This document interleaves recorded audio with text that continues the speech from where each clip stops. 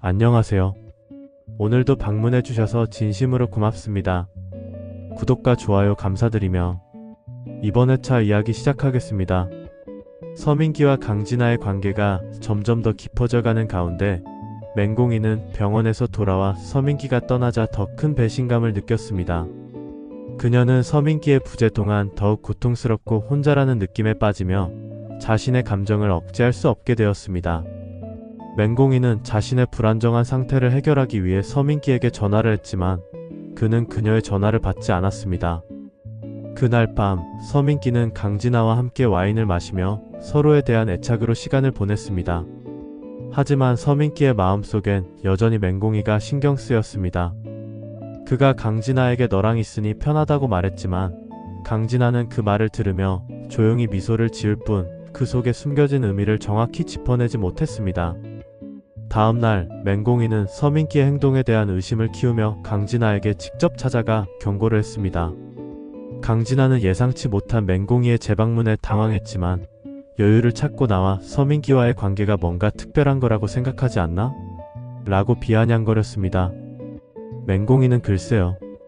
그게 바로 내가 알고 싶은 거네요. 라며 두 사람의 관계에 대해 집요하게 물었습니다. 강진아는 우린 그냥 일로 만난 사이 이상이야. 라고 대답했지만 맹공이는 그녀의 말 속에서 미세한 떨림을 느끼고 강진아와 서민기의 특별한 관계를 직감했습니다. 이 대면은 강진아와 맹공이 사이에 팽팽한 긴장을 만들어내었으며 두 사람의 감정선은 점점 더 얽히기 시작했습니다. 한편 서민기는 강진아와의 관계를 계속해서 키워나가며 자신도 모르게 그녀에게 점점 더 의지하게 되었습니다. 강진아는 그를 마음속으로 더 깊이 들여보내었지만 그를 완전히 믿지는 않았습니다. 너와 함께 있으면 정말 편하다는 서민기의 말에 그녀는 여전히 의심을 품고 있었습니다. 그녀의 본능은 서민기의 진심을 알 수 없다고 경고했지만 그에 대한 집착은 갈수록 심해지고 있었습니다.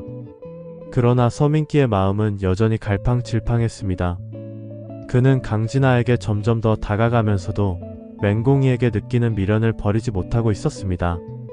서민기는 두 사람 사이에서 갈등을 겪게 되었으며 어느 날 과거의 기억 속에 빠져들며 더 이상 자신이 무엇을 원하는지 알 수 없게 되었습니다. 결국 서민기는 강진아에게 우리가 이렇게 깊어져도 될까? 라고 물으며 자신의 감정을 고백하려 했습니다. 서민기의 선택은 어느 쪽으로 향할지 강진아와 맹공이 두 사람 사이에서 그는 결국 무엇을 선택할지 그의 결단이 두 사람의 운명을 어떻게 바꿀 것인지가 갈림길에 놓였습니다. 한편 강명자는 엄마 임순희를 집으로 모시기 위해 병원을 다시 찾아갔습니다. 임순희의 상태가 많이 나빠졌지만 그녀는 이제 집에서 함께 있을 거야 라고 말했습니다. 그러나 임순희는 눈물을 보이며 미안하다 명자야. 내가 더 이상 너에게 해줄 게 없다고 고백했습니다. 강명자는 눈물을 삼키며 엄마 아무것도 해줄 필요 없어.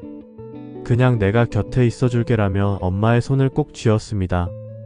그런데 갑자기 임순희의 상태가 급격히 악화되었습니다. 구토 증세와 함께 의식을 잃은 임순희는 중환자실로 이송되었습니다. 강명자는 엄마를 붙잡고 간절히 기도했지만 아무리 기도해도 의식은 돌아오지 않았습니다. 왜 이렇게 불공평한 거야?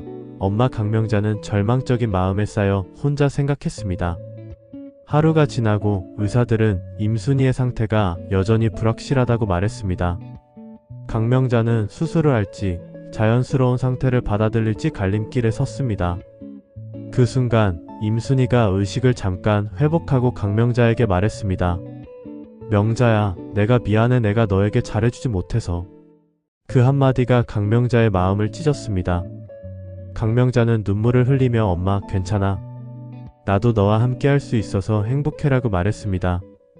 한편 황 회장은 구단수에게 큰 제안을 했습니다.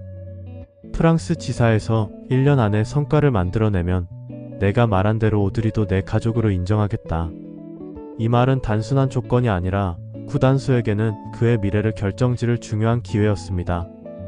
황 회장은 냉정하고 실리적인 인물이라 그런 약속을 쉽게 내세우는 타입은 아니지만 그만큼 구단수가 이 기회를 놓치지 않기를 바랐습니다. 구단수는 잠시 생각한 후 자신감 넘치는 미소를 지으며 대답했습니다. 걱정 마 할머니. 1년 안에 반드시 성과를 낼게. 그때 엄마도 우리 가족으로 확실하게 인정하는 거다. 그렇게 황 회장과의 약속을 확정짓고 구단수는 오드리에게 이 사실을 전했습니다. 1년 뒤 엄마도 우리 가족이 될 수 있을 거야. 황 회장이 약속했어. 엄마, 이제 우리 둘이 평생 함께 살 수 있어. 오드리는 그의 말을 듣고 잠시 고개를 숙였지만 구단수의 강한 의지와 확신에 점차 안도감을 느꼈습니다. 그녀는 고요하게 고개를 끄덕이며 믿음을 표했습니다. 그러나 구단수는 이 기회가 단순히 오드리와의 미래를 위해서만이 아니라 맹공이와의 관계에서도 중요한 전환점이 될 수 있음을 알고 있었습니다. 그는 맹공이에게 직접 다가가 우리가 함께 떠나야 할 때가 왔다. 서민기와의 모든 일은 이제 끝내고 나와 함께 프랑스로 가자. 라고 제안했습니다. 구단수의 말은 냉철한 결단력과 함께 그동안 갈등을 겪어온 맹공이에게 더 큰 충격으로 다가왔습니다. 맹공이는 서민기와의 갈등으로 이미 심한 스트레스를 받고 있었고 구단수의 제안은 그녀에게 일종의 해방감처럼 느껴졌습니다. 그러나 그녀는 한편으로는 갈등이 일어날 수밖에 없는 감정을 느꼈습니다. 프랑스로 떠난다. 그녀는 잠시 망설이며 깊은 고민에 빠졌습니다. 구단수의 제안은 분명히 그에게 새로운 시작을 의미하지만 그렇다고 서민기와의 관계를 뒤로한 채 그렇게 쉽게 떠날 수 있을지 확신이 서지 않았습니다. 그러려면 일단 서민기와 이혼을 해야 하고 그러자니 모모의 앞날이 불안해질 것 같은 생각에 고뇌하고 또 고뇌했습니다. 그녀는 서민기의 외도로 받은 스트레스가 이미 극에 달해 갈등 속에서 벗어나고 싶은 마음은 크지만 동시에 그동안 그녀가 정리하는 순간 함께 아파할 가족들의 고통을 생각하니 정말 쉬운 결정이 아니었습니다. 떠나는 것이 맞을까? 구단수와 함께하는 것이 내 미래에는 가장 좋은 선택일까? 이 모든 선택이 그녀의 삶을 어떻게 바꿀지를 진중하게 생각하고 또 생각했습니다. 결국 맹공이는 구단수에게 진지하게 물어보았습니다. 프랑스로 가면 나는 정말 행복할 수 있을까? 서민기와의 관계가 정리되면 나도 자유로워질 수 있을까? 구단수는 그녀의 질문에 조용히 대답했습니다. 내가 함께 할 테니까 내가 원하는 모든 걸 만들 수 있을 거야. 그만큼 내가 프랑스에서 새로운 시작을 할 수 있도록 돕겠다고 약속할게. 맹공이는 그 대답을 듣고 잠시 침묵을 지켰습니다. 구단수의 말 속에서 진심을 느끼면서도 그녀의 마음속엔 현실에 대한 미련과 갈등이 여전히 남아 있었습니다. 하지만 결국 그녀는 그래, 떠나야겠다. 라고 결심하며 구단수의 제안을 받아들였습니다. 그녀는 이제 모든 것을 뒤로하고 새로운 삶을 향해 떠나기로 마음먹었습니다. 과연 맹공이는 모든 걸 정리하고 구단수를 따를 수 있을지, 구단수는 황 회장과의 약속을 지킬 수 있을지, 그리고 서민기와 강진아의 미래는 어떤 파국을 만들어갈지. 드라마는 점점 더 복잡한 감정의 소용돌이에 휘말려들며 각자의 사랑과 갈등이 얽히는 이야기가 펼쳐질 것입니다. 이상으로 이번 회차 예상 스토리를 마치겠습니다. 다음 회차도 구독과 좋아요, 시청 부탁드립니다. 다시 한번 감사드립니다.